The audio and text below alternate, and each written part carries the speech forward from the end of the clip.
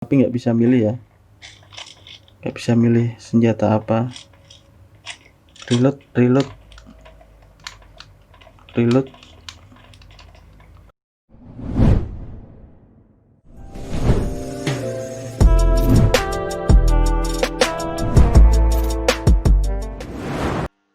Selamat datang di pengentahu.com. Kali ini saya akan mereview sebuah gamepad, yaitu IPK-PG 9167 atau gamepad IPK Dualtron, satu-satunya gamepad multifungsi yang ada saat ini. Namun, sebelum lanjut ke pembahasannya, dukung terus channel ini dengan klik tombol subscribe dan nyalakan lonceng notifikasinya.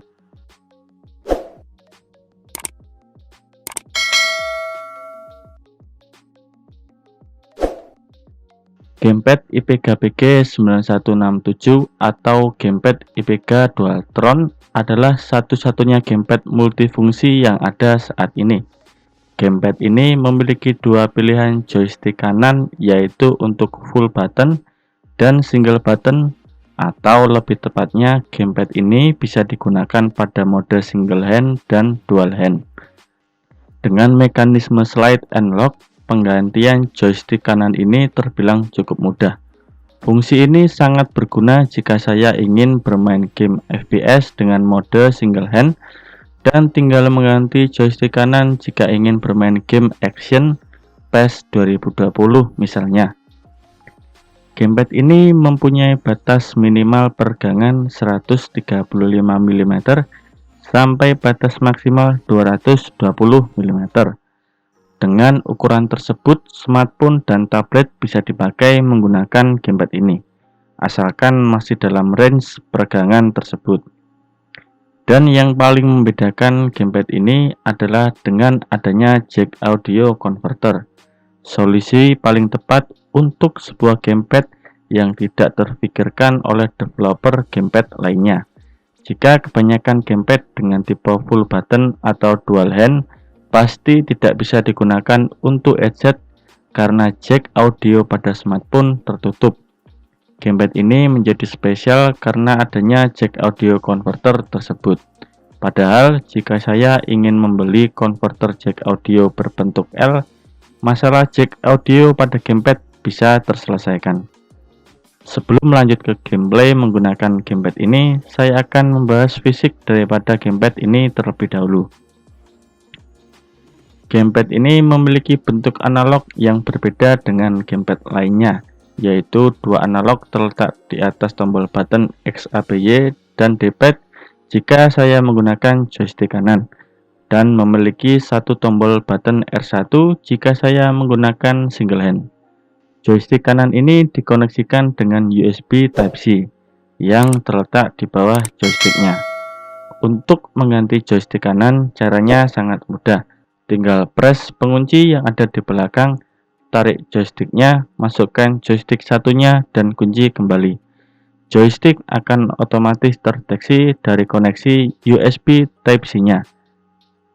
Untuk joystick single hand, memiliki lubang yang bisa digunakan untuk pengecasan.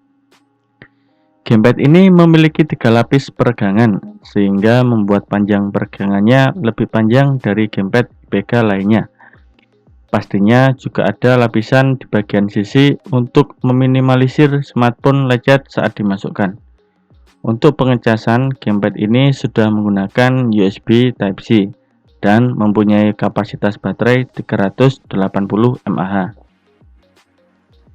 Handle gamepad ini tidak jauh beda dengan IPK-PG 9120 Unicorn 2, yang mana memiliki bentuk bulat panjang namun tidak sampai jari bawah. Pengalaman bermain game menggunakan gamepad ini tidak begitu nyaman dibandingkan dengan banyaknya multifungsinya, entah itu menggunakan full pad ataupun menggunakan single hand. Bentuk analog yang berada di atas ini membuat kendali tangan saya bermain tidak tepat. Posisi tersebut memang hanya masalah adaptasi, namun menurut saya posisi tersebut tidak efisien. Sedangkan jika saya menggunakan mode single hand, jari tangan kanan terlalu jauh untuk menyentuh layar smartphone karena adanya jack audio. Jika dibalik, posisi smart pun kurang pas pada gamepadnya. Karena posisi jack audio dan port USB sama, saya hanya bisa memilih salah satu untuk digunakan. Bermain game menggunakan headset dan berhenti ketika baterai habis, atau bermain penuh tanpa khawatir baterai habis namun tidak bisa menggunakan headset. Kalaupun pakai headset wireless, suaranya pasti delay. Adapun yang tidak, harganya pasti juga mahal. Gamepad ini support dengan X input dan direct input pada PC. Terbukti saya bisa menggunakan untuk bermain Pro Evolution Soccer dan aplikasi X360. Untuk di PC harus menggunakan koneksi standar mode Bluetooth atau general mode. Jika dicoba untuk langsung dikoneksikan dengan kabel, gamepadnya tidak terdeteksi.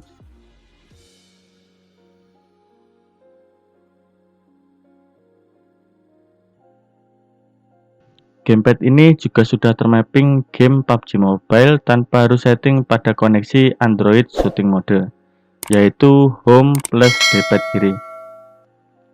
Shooting mode ini tidak bisa digunakan secara multi-touch. Pada manual juga dijelaskan bahwa pada mode shooting game ini tidak bisa menggunakan joystick single hand, jadi harus menggunakan joystick full button. Karena mode ini sudah termapping dalam data gamepadnya, aplikasi Shooting Plus V3 yang hanya terdeteksi pada mode Home plus D-pad kiri, yaitu Android Shooting Mode, juga tidak bisa digunakan secara multi-touch walaupun menggunakan joystick single hand. Namun untuk aplikasi Panda Gamepad Pro menggunakan koneksi standar mode yaitu Home plus D-pad atas, bisa digunakan secara multi-touch.